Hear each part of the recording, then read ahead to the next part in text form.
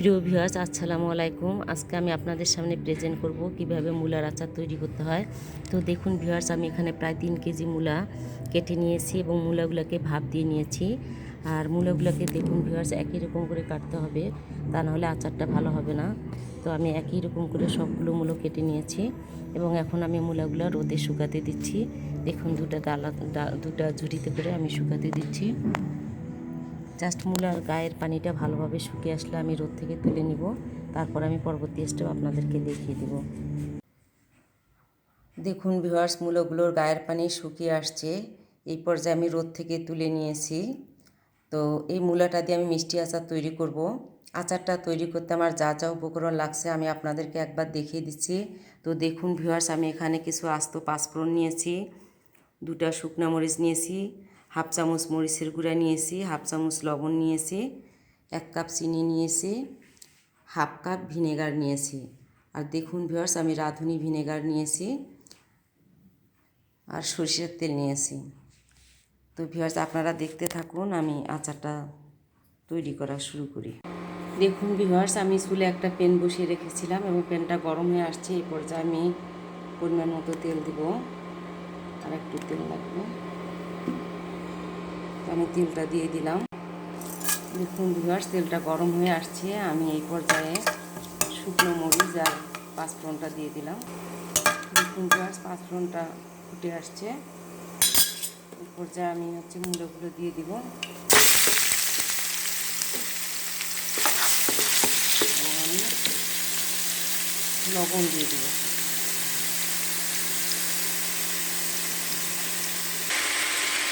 Viewers, আমি মরিচ গুঁড়াটাও দিয়ে দিয়েছি।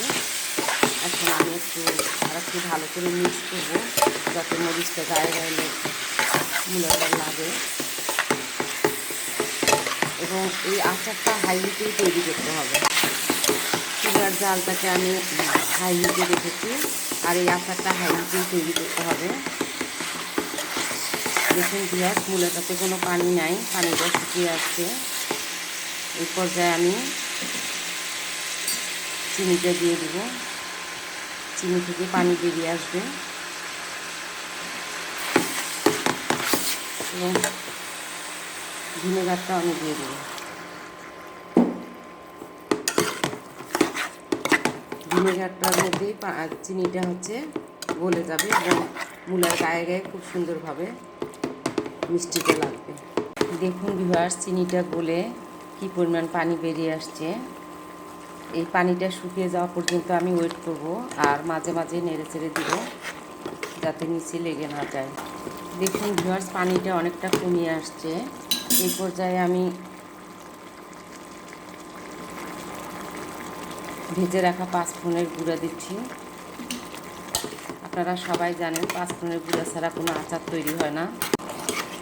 আচার তৈরি করতে গেলে পাঁচফোড়নের গুঁড়ো অবশ্যই দিতে হবে। আমি এই পর্যায়ে পাঁচফোড়নের গুঁড়া দিয়ে দিলাম। দেখুন ভিউয়ার্স, এই পর্যায়ে আমি সামান্য পরিমাণ গুড় দিব আচারটার কালার সুন্দর আসার জন্য। আমি গুড় দিয়ে দিলাম, খুব অল্প পরিমাণ দিয়েছি, তাহলে আমার এই আচারের কালারটা খুব সুন্দর আসবে। মাঝে মাঝে আচারটাকে নেড়ে ছেড়ে দিতে হবে, যাতে করে পেনের নিচে লেগে না যায়।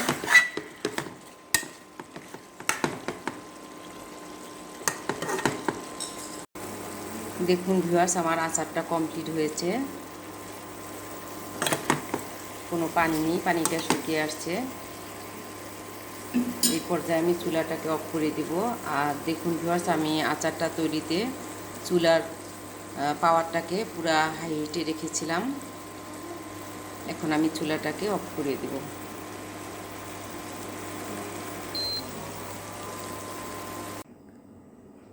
দেখুন ভিউয়ার্স, আমার মূলার আচারটা তৈরি হয়ে গিয়েছে। আমি আপনাদেরকে পরিবেশন করে দেখাচ্ছি কতটা সুন্দর হয়েছে। গুড় দেওয়ার কারণে কালারটা অনেক সুন্দর লাগছে। তো ভিউয়ার্স, চাইলে আপনারাও এভাবে মূলার আচার তৈরি করে খেতে পারবেন। আর যে কোনো আচার কাচের কন্টেনারে রাখলে সবচেয়ে ভালো। তো এটা ঠান্ডা হওয়ার পর আমি একটা কাচের কন্টেনারে রাখবো। এই আচারটা 1 বছর পর্যন্ত ভালো থাকবে। তো ভিউয়ার্স, আপনাদের সাথে আমার আবারও দেখা হবে পরবর্তী ভিডিওতে। সেই পর্যন্ত ভালো থাকবেন, সুস্থ থাকবেন। আল্লাহ হাফেজ।